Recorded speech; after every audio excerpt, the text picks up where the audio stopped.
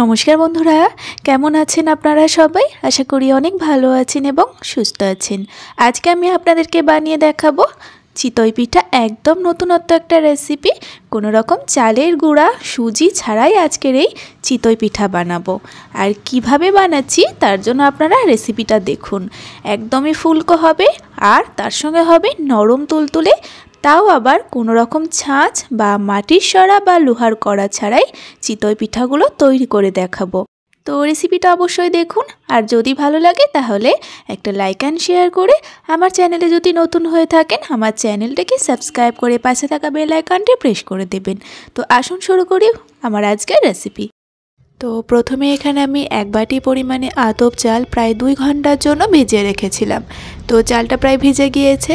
তো সেই একই বাটির মাপ করে দেখুন হাফ বাটি পরিমাণে চিড়ে নিয়েছি। এই চিড়েটাকেই এখন আমি ভিজিয়ে দেব। তো যেই বাটি করে চাল নেবেন সেই বাটি করে কিন্তু চিড়েটাও নিতে হবে। তো এবার এই চিড়েটা খুব ভালোভাবে ধুয়ে নেব, তারপরে জল দিয়ে ভিজিয়ে রেখে দেবো প্রায় 15 মিনিট। তো যতটা পরিমাণে চিড়ে নিয়েছিলাম ততটা পরিমাণে জল দিয়ে দিলাম। এবার চাপা দিয়ে প্রায় 15 মিনিট রেখে দেব। তো প্রায় দেখুন 15 মিনিট মতো ভিজিয়ে রেখেছিলাম চিড়েটা। তো 15 মিনিটের মধ্যে কিন্তু চিড়েটা খুব ভালোভাবে ভিজে যাবে। আর হাত দিয়ে একটু চেক করে নেবেন, দেখবেন একদমই নরম হয়ে যাবে চিড়েটা।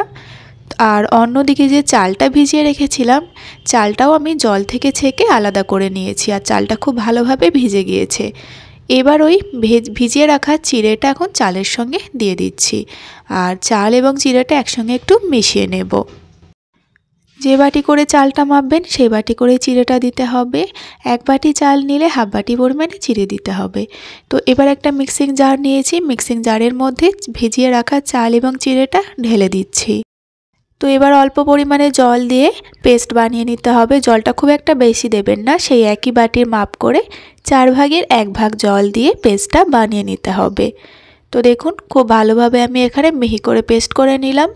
তো পেস্টটা দেখুন আপনাদের দেখিয়ে দিচ্ছি, একদমই এরকম মিহি করে তৈরি করতে হবে। একটু কিন্তু দানা ভাব থাকবে না।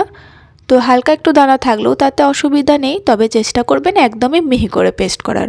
তো একটা বড় বাটির মধ্যে পেস্টটা ঢেলে দিলাম। তো এখানে মিশ্রণটা কিন্তু অনেকটা গাঢ় আছে, তাই আরেকটু জল দিতে হবে। তো জলটা আমি এভাবে দিচ্ছি দেখুন।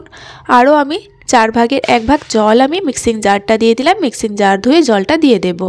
তো এখানে মোট ব্যাটারটা মাখার জন্য জল লেগেছে 1 বাটি, মানে একটু কম 1 বাটি। যেই বাটি করে সমস্ত উপকরণগুলো মেপেছিলাম সেই বাটি করে একটু কম 1 বাটি পরিমাণে জল লেগেছে। তো একটু বেশি কম লাগতেই পারে। তো এবার আমি স্বাদ মতো একটু লবণ দিয়ে দিলাম, আর লবণটা দেওয়ার পরে খুবই ভালোভাবে ফেটিয়ে নেব। তো প্রায় 1-2 মিনিট মতো এভাবে ফেটিয়ে নেবেন, তাহলেই ব্যাটারটা স্মুথভাবে তৈরি হয়ে যাবে। তো এই ব্যাটারটা কিন্তু খুব একটা ঘন বা খুব একটা পাতলা হবে না, মোটামুটিভাবে একটা পাতলা করে তৈরি করে নিতে হবে। তো আপনাদের আমি জলের পরিমাপটা জানিয়ে দিয়েছি, সেইভাবেই কিন্তু ব্যাটারটা তৈরি করে নেবেন, তাহলে একদম ঠিকঠাক হবে। তো এবার দেখুন সব শেষে নিয়ে নিয়েছি 1 প্যাকেট ইনো পাউডার। তো আপনারা ইনো পাউডারের পরিবর্তে 1 চামচ বেকিং পাউডার দিতে পারেন। তো এবার ইনো পাউডারের মধ্যে আমি সামান্য একটু জল দিয়ে দিলাম। তো জলটা দেওয়ার পরে দেখুন প্রথমে একটু ফেনা তৈরি হবে। তো যতক্ষণ না পর্যন্ত এই ফেনাটা কেটে গিয়ে একটা স্মুথ ব্যাটার তৈরি হচ্ছে ততক্ষণ পর্যন্তই ফেটিয়ে যেতে হবে।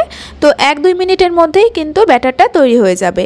তো ফাইনালি দেখুন ব্যাটারটা তৈরি হয়ে গিয়েছে, আর ঘনত্বটা আপনাদের দেখিয়ে দিলাম। এরকম একটা ঘনত্বই ব্যাটারটা তৈরি করে নিতে হবে। তো ব্যাটারটা রেডি, এখন আমি পিঠেগুলো ভেজে নেব। তো তার জন্য একটা সিলভারের কড়াই নিয়েছি। তো খুব ভালোভাবে একটু রিফাইন্ড অয়েল মাখিয়ে দিলাম। এবার 1 হাতা পরিমাণে ব্যাটার আমি দিয়ে দিলাম, আর চাপা দিয়ে ফ্লেমটা লো টু মিডিয়ামে রেখে প্রায় রেখে দেব 3 মিনিট মতো। তো বন্ধুরা দেখুন আমি প্রায় 3 মিনিট মতো ঢাকা দিয়ে পিঠেটা তৈরি করে নিলাম। তো দেখুন চিতই পিঠাটা কতটা সুন্দর হয়েছে। চিড়া দিয়েও কিন্তু কি সুন্দরভাবে চিতই পিঠা বানানো যায়। দেখুন বন্ধুরা একদমই ফুলকো তৈরি হয়েছে। তো চলুন আবারও একটা আমি বানিয়ে দেখিয়ে দেবো। একইভাবে আমি তেল মাখিয়ে নিচ্ছি আর 1 হাতা মতো ব্যাটার দিয়ে দিচ্ছি।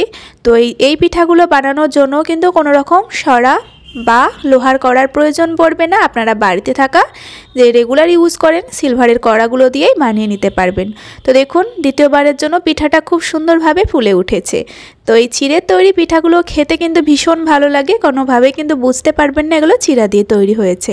তো চলুন আবারও একটা বানিয়ে নিচ্ছি একইভাবে, আর প্রত্যেকটা পিঠা কিন্তু ভীষণ সুন্দরভাবে ফুলে উঠছে। তো তো প্রত্যেকটা চিতই পিঠা ভীষণ সুন্দরভাবে ফুলকো তৈরি হচ্ছে। তো সুজি ছাড়া, চালের গুঁড়া ছাড়াও এই চিতই পিঠাগুলো তৈরি করা যায় শুধুমাত্র চিড়ে এবং কিছুটা আতপ চাল দিয়ে।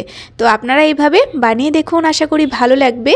দেখুন ভীষণ সফট হয়েছে, তার সঙ্গে একদমই ফুলকো তৈরি হয়েছে। আর যদি ভালো লাগে আজকের রেসিপি তাহলে অবশ্যই আমার চ্যানেলটিকে সাবস্ক্রাইব করে পাশে থাকা বেল আইকনটি প্রেস করে রাখবেন। তো আবারও ফিরে আসবো এরকম সহজ রেসিপি নিয়ে। ততক্ষণে আপনারা সকলেই ভালো থাকবেন এবং সাবধানে থাকবেন।